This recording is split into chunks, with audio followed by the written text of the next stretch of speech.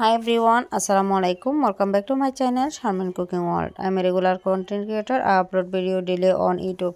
Please like, comment, share and subscribe my YouTube channel. Enjoy this video বন্ধুরা। আজকে আমি কি রেসিপি করব সেটা আমি আপনাদের সাথে শেয়ার করব। তো চলুন শুরু করা যাক। তো আমি এখানে একটা ফ্রাই প্যান বসিয়ে দিলাম। আজকে আমি একটু আনকমন রান্না করব। তো দেখতে থাকুন। তো এখানে আমি সয়াবিন তেল দিয়ে দিলাম। এই ভিডিও ক্লিপটা স্কিপ হয়ে গেছে। তো এখানে আমি দিয়ে দিব পেঁয়াজ পেস্ট, একদম পেস্ট করে ফেলবেন না, এগুলো দুকুনি দিয়ে একটু পেস্ট করলাম আর ছোট সাইজের পেঁয়াজগুলাই দিলাম। তো এখানে আমি 5টা পেঁয়াজ দিছি আর এখানে রসুন বাটা একটু বেশি করে দিছি আজকে। এখানে আমি 2 চামচ রসুন বাটা দিয়ে দিলাম। তো এগুলাকে আমি ভালো করে কষিয়ে নিব।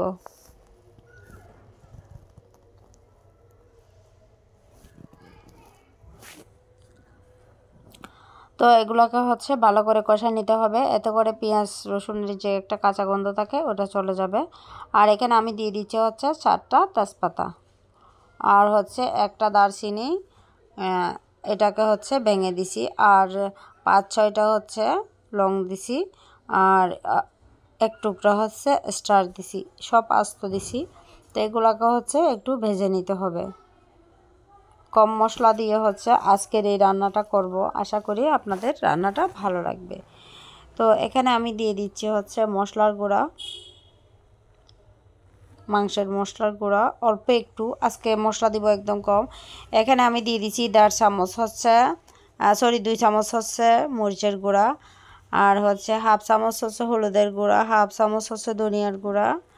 এগুলো দিয়ে আমি এগুলোকে একসাথে দিয়ে দিলাম, সেজন্য আপনাদেরকে উপকরণগুলো আবার বলে দিলাম। তো এই তো এগুলোকে আমি আবার কষা নিব, এগুলোকে আবার কষা নিতে হবে। যত বেশি কষাবেন তত বেশি খাইতেও ভালো লাগবে আর সুন্দর একটা ফ্লেভার আসবে। আর চুলার আঁচটা ছোটো করে দিবেন। তো এই যে মাংসগুলা আমি দিয়ে দিলাম, এখানে একটু হাড়ও আছে, নরম হাড়গুলো আর কি। যেহেতু আমরা মানুষ কম সেই জন্য অল্প একটু রান্না করি। তো এই তো এগুলো দিয়ে দিলাম। আর আমি এখন দিয়ে দিব আমার স্পেশাল গেস্ট, এই যে টমেটো। এই টমেটোগুলো একদম ছোট ছোট, কেন জানি এখানে বড় দেখা যাচ্ছে, বিশ্বাস করুন। তো এই টমেটো দিয়ে আমি আজকে মাংসটা রান্না করব। আচ্ছা, আপনারা কি কখনো টমেটো দিয়ে মাংস রান্না করছেন? তো ঢাকনাটা দিয়ে দিব। তো এই তো দেখতে পাচ্ছেন 3 মিনিট পর আমি ঢাকনাটা তুলে নিব। আমি একদম চুলার আঁচটা ছোটো করে দিছিলাম, একদম নাড়াচাড়া করি নাই। তো 3 মিনিট পর আমি ঢাকনাটা তুললাম। এখন একটু দেখব যে কি অবস্থা। ও সুন্দর একটা কালার চলে আসছে, দেখতে পাচ্ছেন। তো এগুলোকে আবার নাড়াচাড়া করে দিতে হবে। তো বন্ধুরা, কে কোথা থেকে বসে আমার এই ভিডিওটা দেখতেছেন প্লিজ একটু কমেন্ট করে জানাবেন। যারা যারা আমার ফেসবুক পেজ থেকে দেখতেছেন প্লিজ আমার ফেসবুক পেজটাতে একটা লাইক ফলো দিবেন। আর যারা যারা আমার চ্যানেল থেকে দেখতেছেন, যদি চ্যানেলটা সাবস্ক্রাইব না করে থাকেন চ্যানেলটা সাবস্ক্রাইব করে দিবেন, পাশে থাকা বেল আইকনটা অন করে দিবেন। যারা করছেন তাদেরকে অসংখ্য ধন্যবাদ। আর আপনাদের কাছে রিকোয়েস্ট থাকবে, আপনারা প্লিজ আমাকে একটু সাপোর্ট করবেন আর আমার পাশে থাকবেন। আপনাদের সহযোগিতা কামনা করছি। আপনারা যদি আমার পাশে থাকেন আমি সামনে আগাতে পারবো আর কি। তো এই তো দেখতে পাচ্ছেন নাড়াচাড়া করে দেওয়ার পরে আমি আজকে মাংসতে মাংসতে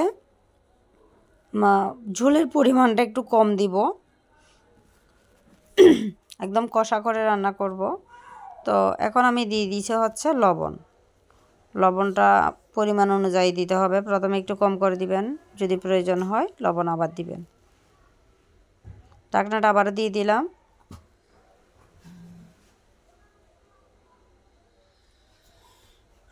আমি আবার 2 মিনিট পর ঢাকনাটা তুলে নিলাম। ওই যে একটা কথা বলছিলাম না, যত বেশি কষাবেন তত বেশি খাইতে তত বেশি মজা।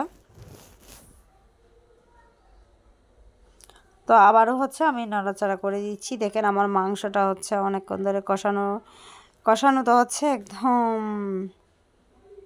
নরম হয়ে যাচ্ছে। আর সরি, এখানে একটা জিনিস দিছি, কেন যে মিস্টেক হলো জানি না। এখানে আমি আদা বাটাটা দিছিলাম হাফ চামচ, আমার হঠাৎ করে মনে পড়লো। তো এখানে আমি 1 মগ পানি দিয়ে দিলাম। অনেকক্ষণ ধরে যখন কষাইছি আমার মাংস রান্নার তো ওখানে হয়ে গেছে। তো এখন পানি দিলাম, যেহেতু গরুর মাংস আর একটু সিদ্ধ হতে হবে। তো পানি দেওয়ার পরে হচ্ছে আমি এখন ঢাকনাটা আবার দিয়ে দিব।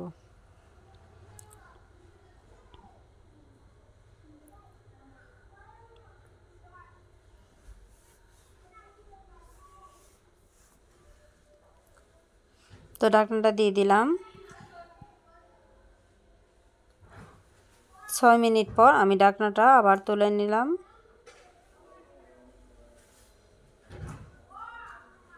আবার ঢাকনাটা দিয়ে দিলাম। আবার 1 মিনিট পর আমি ঢাকনা তুললাম। আমি এখন একটু লবণ দেখব, লবণটা আদৌ হয়েছে কিনা। তো আমার রান্নাটা প্রায় শেষ পর্যায়ে। কিছুক্ষণ চুলায় রেখে আমি ঢাকনাটা তুলে নিব। আমার রান্নাটা হয়ে গেল ফাইনালি। তো বন্ধুরা আমি এখন নামাই ফেলবো। তো বন্ধুরা আমার আজকের রেসিপিটা আপনাদের কেমন লাগলো অবশ্যই কমেন্ট করে জানাবেন। আমি একটা বাটিতে নিয়ে আপনাদেরকে দেখাচ্ছি, দেখেন রান্নাটা কতটা লোভনীয় হয়েছে। আপনারাও এভাবে টমেটো দিয়ে রান্না করবেন।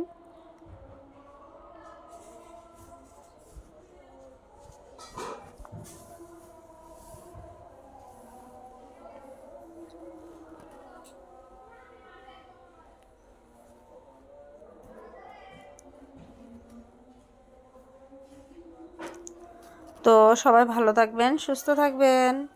আবারও চলে আসবো নতুন কোনো রেসিপি নিয়ে। আজান দিচ্ছে, বেশি কথা বলতেছি না, সেজন্য আমি আগে আগে বিদায় নিয়ে নিচ্ছি। আজকের মতো এখানে বিদায় নিচ্ছি। আল্লাহ হাফেজ, আসসালামু আলাইকুম। রেসিপিটা কেমন হলো অবশ্যই কমেন্ট করে জানাবেন। ধন্যবাদ সবাইকে।